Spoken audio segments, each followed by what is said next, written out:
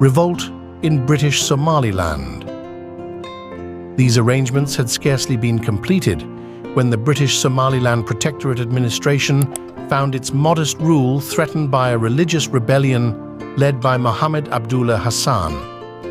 This Somali sheikh, known to the British as the Mad Mullah of the Ogaden clan, living with his mother's people in the east of the Protectorate, was an adherent of the Salihiyya religious order, whose reformist message he preached with messianic zeal. He quickly achieved wide recognition for his learning, piety, and skill as a mediator, and initially cooperated with the authorities. In 1899, however, Sheikh Mohammed came into conflict with the recently established Christian mission and also was involved in a petty dispute with the administration.